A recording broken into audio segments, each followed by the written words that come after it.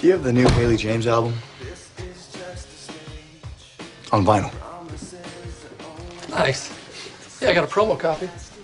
From the beginning, One Tree Hill had not only a defining look and tone, but a defining sound as well. DJ Bobo? Where are the Executioners or the Chemical Brothers or anything? I think it's really good you're fighting with Nathan again. You do? Yeah. Every time you guys fight, I get to hear new music. Kids have a soundtrack to their lives. Most everyone is a music fan. This one's for you, Haley. So very early on, we wanted music to be a focal point of the show. Hey guys, this is Kate Vogel from One Tree Hill. We opened Trick in season 2 so that we could feature more bands and more artists. Michelle Branch and Jessica Harp are playing a Trick tomorrow. No way! Yes, that's awesome! It's almost like we made a mixtape every week. And I got to give my mixtape to millions of people and say, here's what I'm listening to and here's what I love. As high as the moon, so high. I'm proud that I got to shine a light on some greatness. I remember saying to Kate Vogel once, you were always great. We just had the vehicle that could shine a light on that. It could still happen for you, Haley. It will, someday.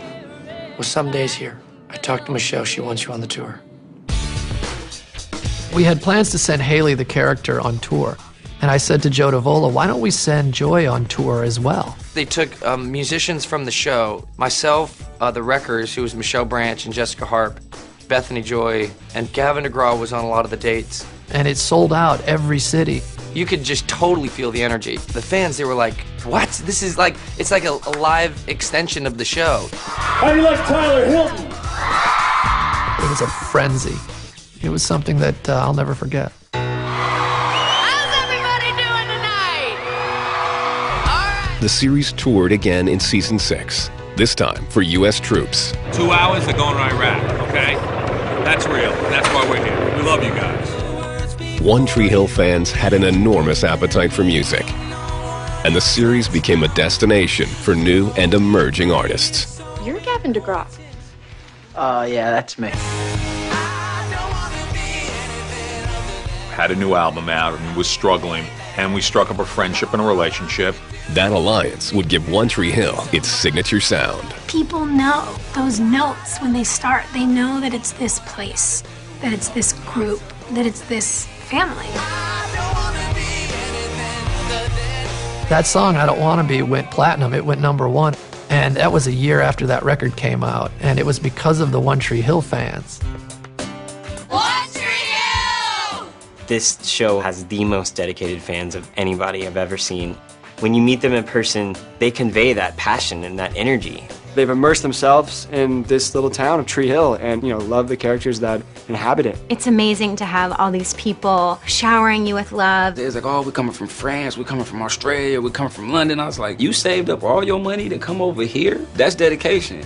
We've called on them throughout the years to bother the network, to get us picked up, to show up at the mall tours, to show up at the concerts. People have invested 9 years of their lives. You go from junior high to out of college, and to think that this show was an ally to them at that time is very humbling. With such a dedicated following, the show looked for more ways to reach out and connect. We would always think about, if this were your favorite show, what would be cool? Come on, we're all graduating soon. It could be like a last hurrah. I bought red vines. You can't have a road trip without red vines. What if the characters came to your town, and you were you, but the characters were the characters? A contest was created, and fans across the country submitted videos to bring One Tree Hill to their hometown. How about you come to us? And a small Texas town became the principal location. Action! This is it. Honey Grove, the sweetest town in Texas. The first night we got there, James Lafferty and Antoine Tanner and I wanted to go play basketball. The people showing us mad love, so happy to be here. We just scrimmaged with the team for like a couple hours, and by the end of the scrimmage, the bleachers were fairly full. You guys crashing? No. We know everybody in our school. You won't tell anyone, will you? Nah, it's cool. When we shot the scenes outside, it was like a parade. And it's like this huge experience for them as much as it is for the cast. We made the front page of the Weekly Gazette. We've really created bonds with the people who watch our show that no other show, I think, has really done. think I'm gonna miss Honeygrove. Yeah, me too. One of the reasons you get to 187 episodes is you make the decisions with the show's best interest in mind and with the fans in mind.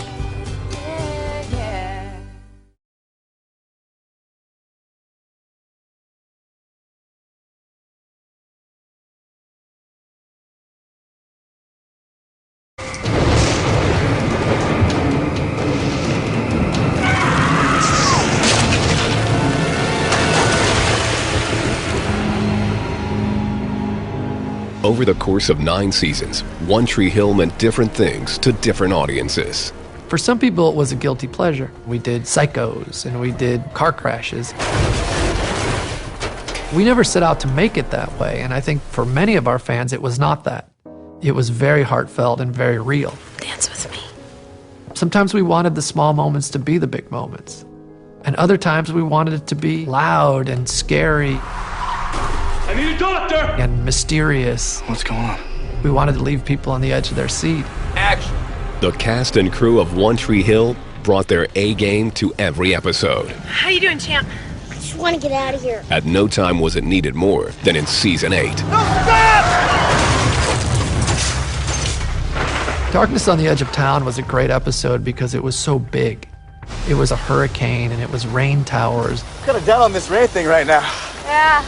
And it was a car off a bridge, and then the dam broke. Save him, and then save me, please. He's just a boy. It was amazing to watch the crew and cast. I remember Jackson Brundage, who plays Jamie. That kid is so good in that episode. You're gonna be my best man in our wedding, right? Yeah. We were all concerned about putting him in the car, whether he'd be freaked out about it. Come on, I got you. The fake rain and the car in the lake, all the bridge and the rain and stuff. I think that was fun.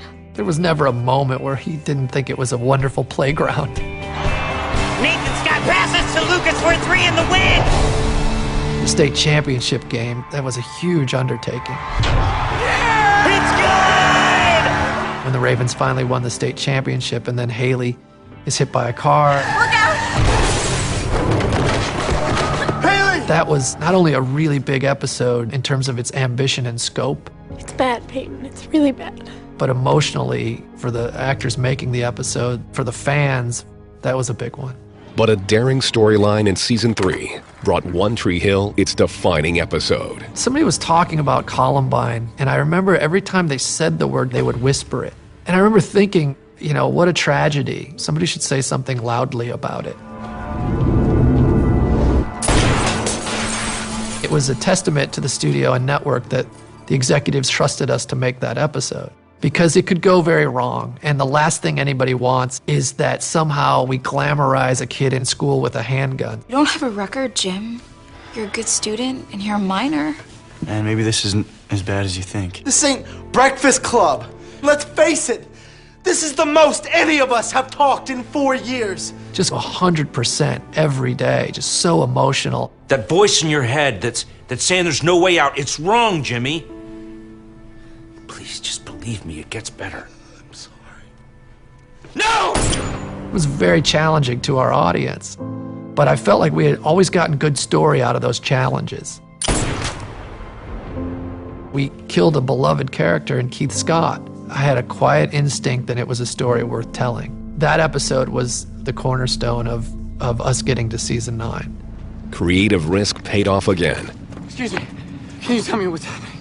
when Keith returned in a landmark holiday episode. Hi, Luke.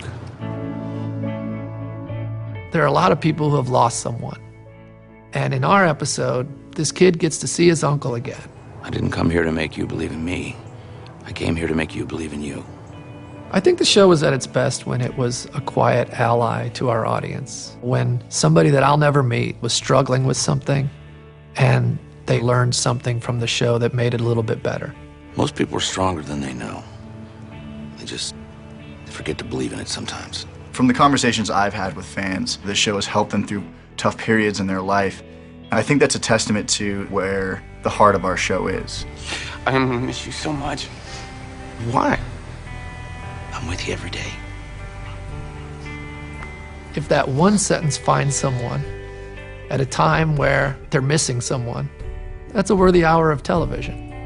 Those moments touch the hearts and minds of cast members as well as fans. Mark told me something really early on when I started the show, and he said, be in it. Just meaning like every moment, whether it be good or bad or challenging or being vulnerable or being emotional or just whatever that it is for that moment. Because if you're not in that moment, you're probably not going to take away what it is that you're supposed to. We've been through the good, the bad, the ugly, and the beautiful here. And I think we're just so fortunate to have had an experience like this. It's one in a million.